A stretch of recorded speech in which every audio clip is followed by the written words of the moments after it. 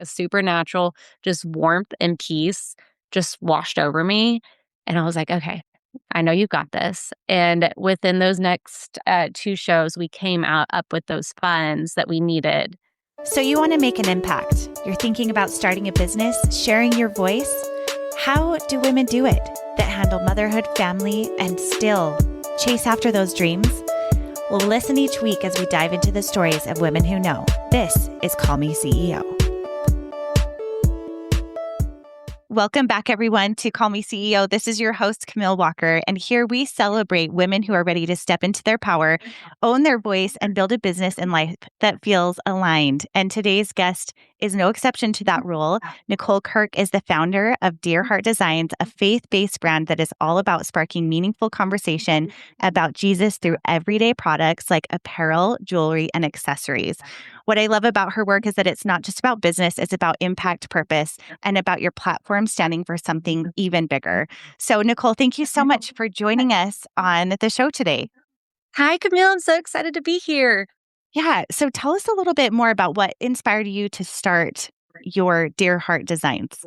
Sure. So way back in 2013, which every single year I'm like, wow, that's getting further and further back. Yeah. I was in college, about to graduate, and I was going to school to be a dietitian. I had no, you know, plans to start a business ever because I also am just like not a confrontational, tell people what to do person at all.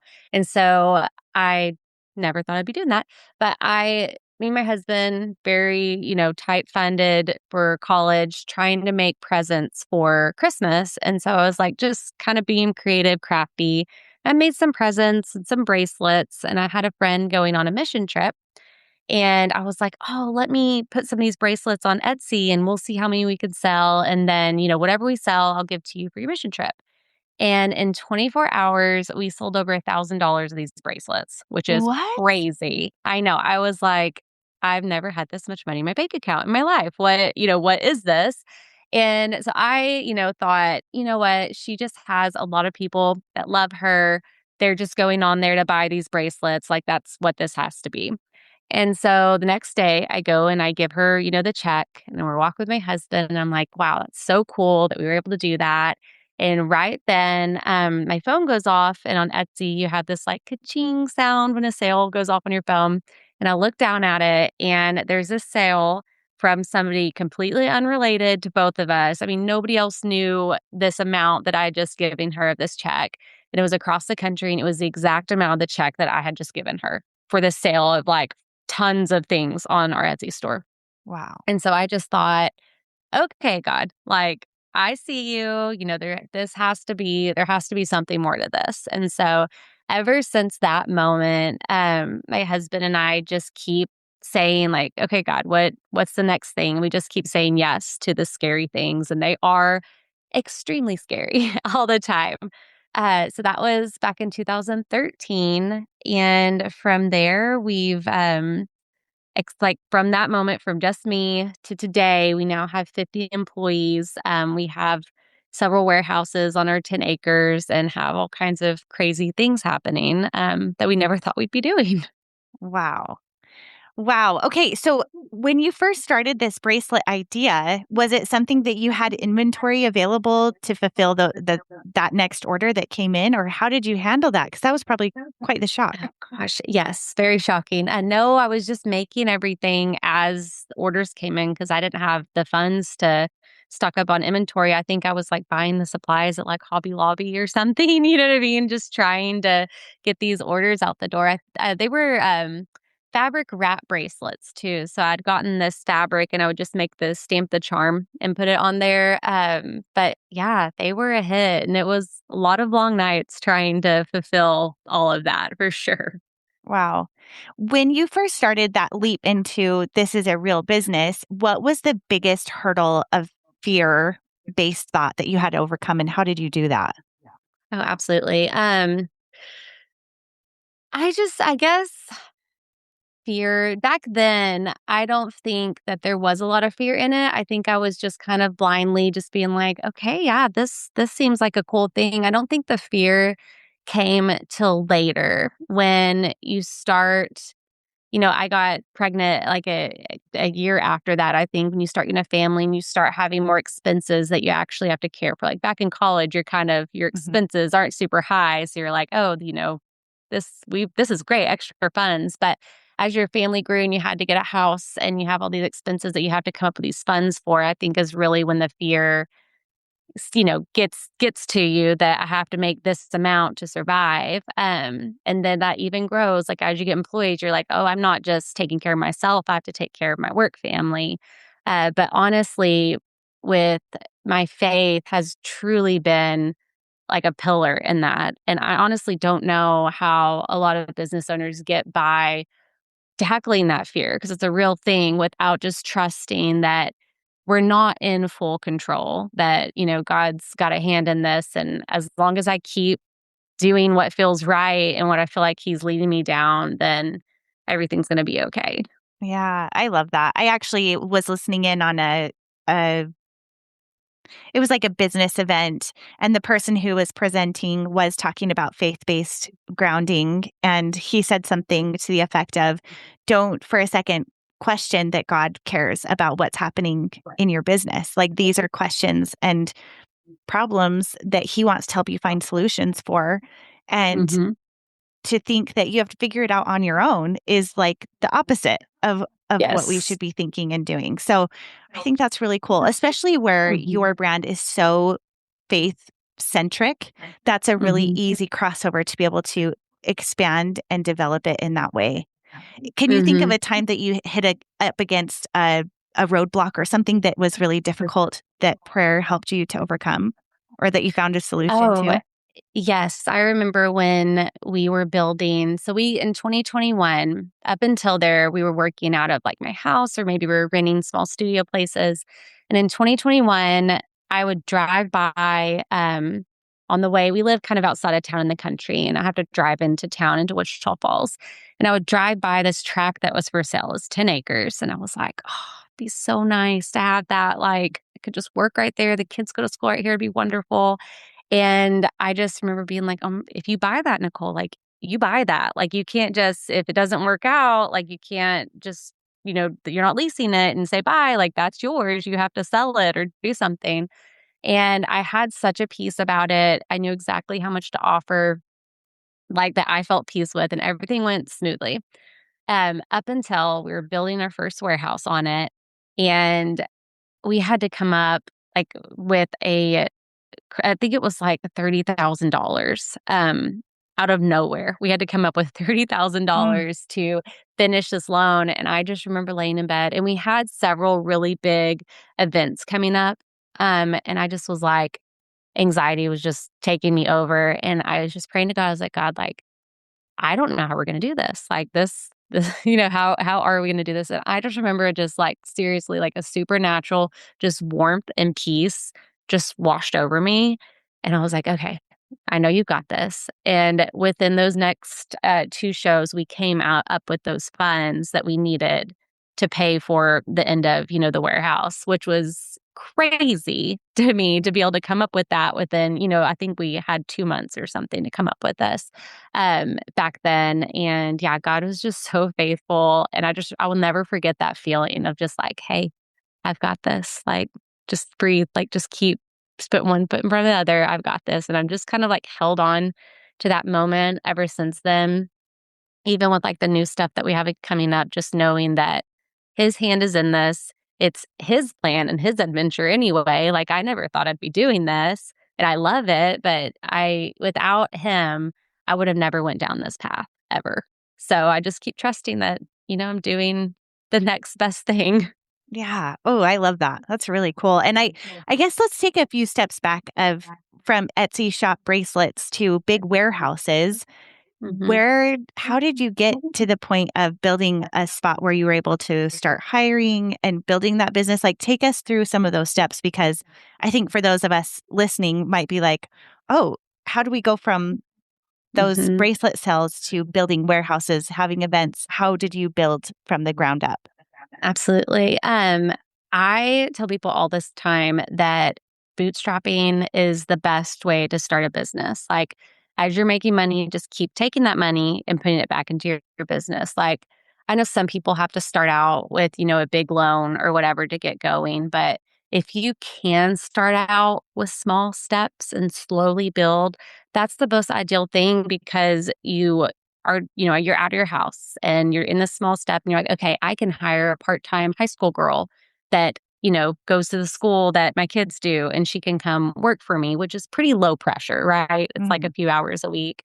And then you're finally like renting somewhere and you can hire two people part time. And that's just so important because it's kind of hard to go from you in your house to a warehouse with even just 5 employees. You know what I mean? I just say baby steps are so wonderful. But in the same breath, I told you briefly before we started that, in the past 2 years, we went from 15 to 20 employees to 50. And so that has been hard to figure out. And I feel like we haven't had time like to really breathe in that transition. But we've been so lucky with the people that we have in our leadership and that want to be a part. You have to find people that are passionate about what you're doing. And if it's, if what you're doing is something really simple, find people that love to work with you or love your work culture. You know what I mean? That's so important. And because we've built such an awesome work culture, it's easy to have people buy in. And once you have people buy in, then they're going to care about it almost as much as you do. Obviously, you're going to care about it the most always. But if you can find people that buy in and care as much as you do, it's going to be so much easier for you. And we are so lucky in that aspect.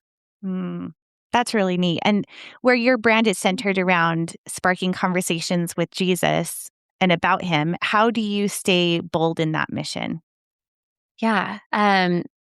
Honestly, like it's been pretty easy because of the people that we work with and we all care about it and we're all passionate about it. And the feedback that we get from our customers just keeps fueling us. Of course, you're going to have people sometimes trolling on comments or different things, but just being able to see the impact or the small stories that our customers share with us just lights like a fire, under us just to keep on going. And truly, I haven't had a moment where I was like, "Oh, I don't know if this, is the right part or the right thing to be doing." It's pretty much had a peace about that and not anything crazy. What were some key turning points that helped your brand to grow? You talked about going from 20 to 50 employees. Like what was that happened, or was it just the consistency finally paid off, or like what would you attribute that to? I think just having the right people on our team, because you on your own can only do so much. Like you Mhm. can't grow every part of your business. And because we found the perfect people for each, the perfect people that are good at leading this department. We departmentalized too, which is nice. We had like our wholesale and our retail, and this person was in charge of our ads. And my husband actually took over running all of our ads last year. Is just excellent at it. But he restructured. He's our now CEO and I'm now founder. I do all the creative and fun and things that I love. And he does like analytical, making sure everything's running smoothly now. Uh, but we restructured and organized, and that way everybody knows their lane, and they're like, I'm going to own this lane, and I'm going to figure out how I can make this lane better and help this lane grow. And because of that, where we have this team focusing and leaders focusing on their lane, they're able to make that lane flourish more than if I was trying to do all the lanes. I Right. can't do that. I can just give a little bit of time here and there, and then nothing's ever going to flourish in that aspect. So I think like and you can't do that once again. You have to wait till you get to a certain point, right? Or you hire this person, they're nourishing this. Okay, that's taken care of and it's making us grow. And you have to find the next person to nourish this part. And so it's just like I said, like the baby step thing, not just you can't do all of it at once. Like it's gonna grow as long as you keep having people come on to help you and, taking care of what you already have and making it grow. What was the best place for you to find those employees that you've loved? Like, what if you were to Yeah. give someone advice? Because that's a big deal for people to give. It's like Mhm. your baby, and you worry about bringing people in. What has been the best solution for you in that way? Um, I am so sorry, Camille. are you going to be able to repeat that question for me Yeah, whenever you go back and do this? Okay. I put do not disturb, but it came back through on hang on, I'm muting it for an hour. Okay. I don't want that to pop up. All right. And I no turned it off problem. and I I'm don't just know going how to to do do a that. quick clap for my editor. Hold on. Yep. Okay. So All right. I'm curious with hiring, what was the best resource for you to find people that you trust? Because that's a big piece of growth that I feel like a lot of us have resistance to is finding people we can trust that are great at what they do. What has been a good solution for you in finding those people? Absolutely. I actually got lucky in the fact that most everybody that we've hired has been a customer of ours. And so they already love what we're doing. We don't actually post hiring and we tried it a few times on bigger sites like Indeed and stuff. That never, I really haven't hired anybody that stayed with us off there. We usually post our jobs on social media. And so the people that, love our products already follow us. They love what we do already.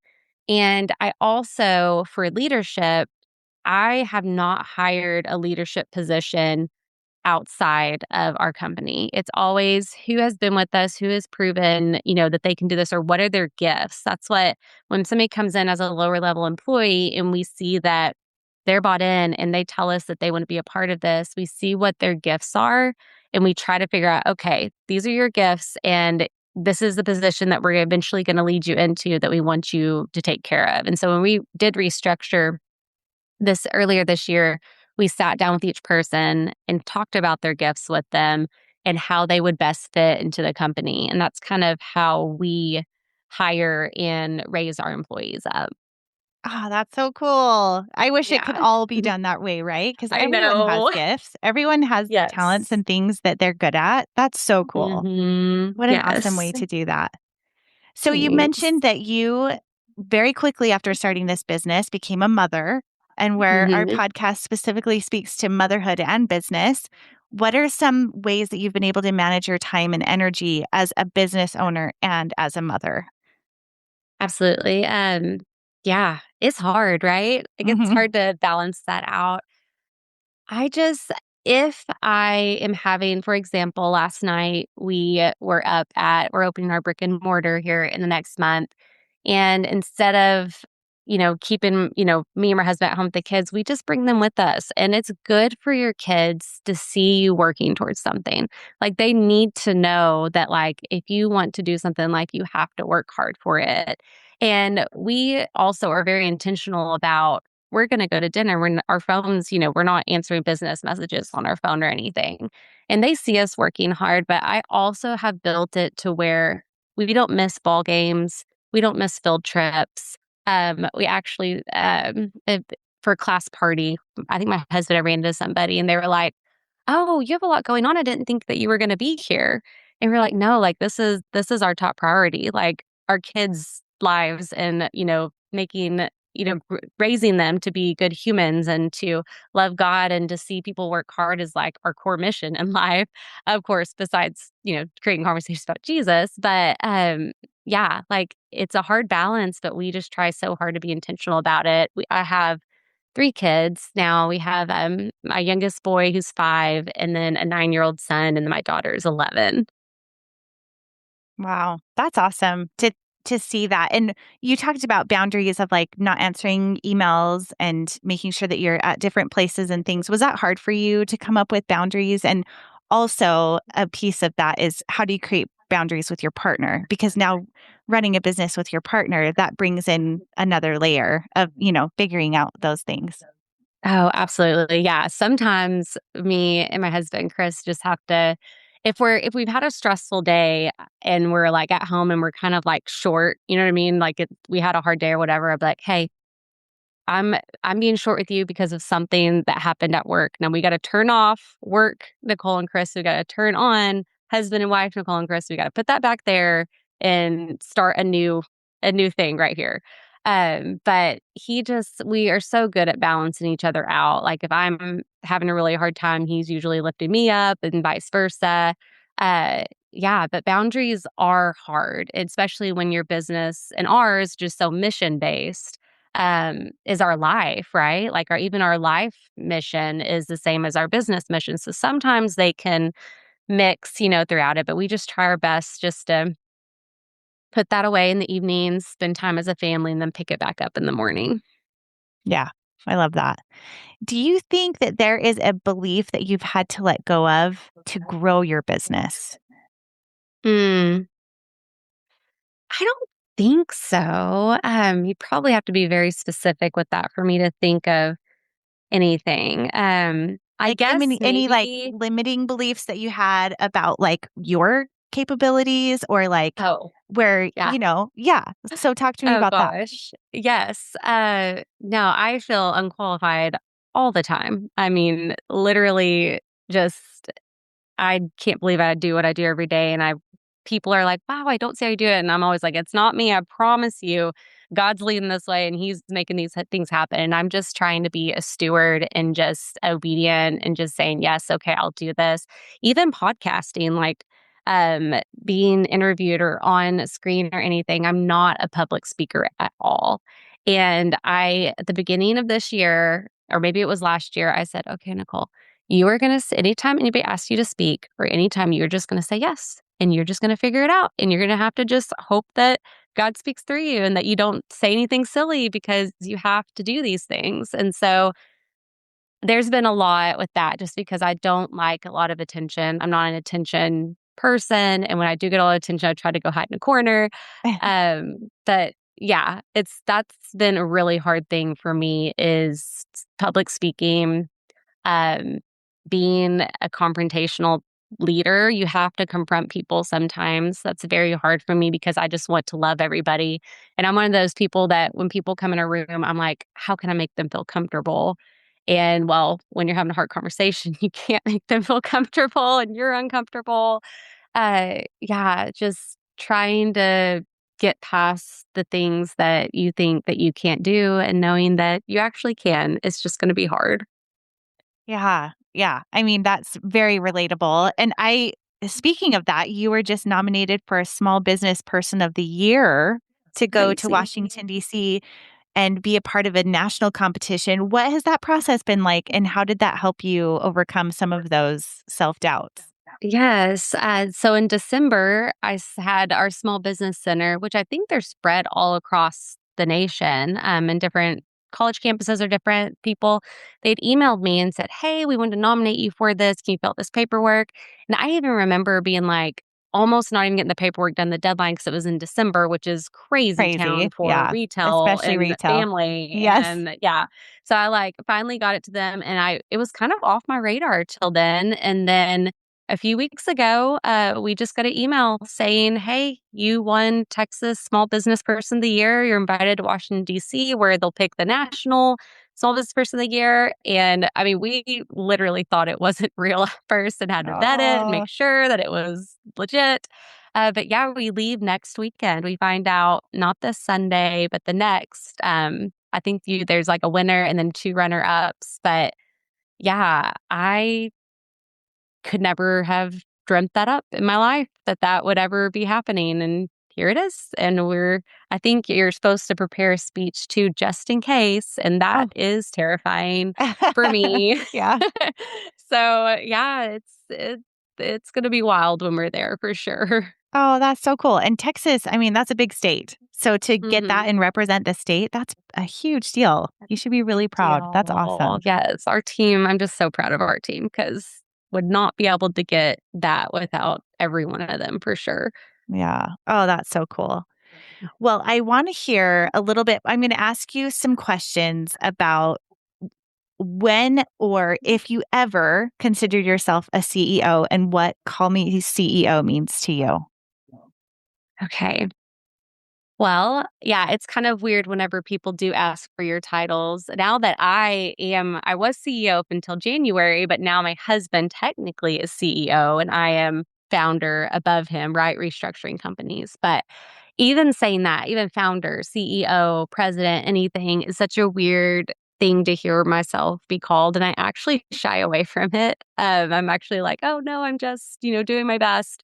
But yeah, I guess probably once we got a few employees under us and we're trying to lead the company. It is, even though it's terrifying, it is a gift to be able to be a part of our team's lives and to steer the company in a way that our employees love coming to work and we love being a family. And like, if Dearheart wasn't here, where would our work family be? Like, would they be as happy or as thriving or, you know, mission or being impacted without Dearheart? And so, even for me, like, where would I be without Dearheart? I'd be really sad. Like, I love our, company so much, but yeah, probably those little things makes me feel that way, and I'm just so grateful to be a part. That's awesome. Do you have a favorite design that you love right now? Like if someone's listening to this and they want to check out your designs and your Yeah. website, what would you say? Oh, make sure to check out this, or there's like a favorite that people love Oh, or you love? we just came out with a new one. It has "Deeply Loved, Fully Known" on the front, and the back has like this really cool star, and it says he counts the stars by their names, and it says, "And how much more must he love you if he knows Oh, all the stars' names?" And it's like a charcoal tee, and it has this really bright orange and cream on it. It's stunning. I wore it yesterday, so I oh, couldn't wear that it sounds today. way cute. It's so Way cute. cute. I need one. That sounds way Yes. cute. What's your favorite scripture right now? Oh gosh. I think that this will forever be my favorite, but it's that God can do immeasurably more than we could all ask or imagine. Like what we think is the coolest thing that we could be doing, God has something way bigger than that. Like immeasurably more than what we can imagine and or that we could ask, right? Like it's just little things. Like God has this great grand plan for us. And yeah, I adore that scripture. I don't the book doesn't come to mind like, I can't you can look up immeasurably more verse and it'll pop up, but I don't have it off the top of my head, but I always Mm, go back to that. I Mhm. love that. Do you have one non-negotiable habit that you need to have it be a part of your day or your week or something that's just for you? Oh, yes. I wake up, get my kids off to school, drink coffee, and read scripture, even if I just have time for one page.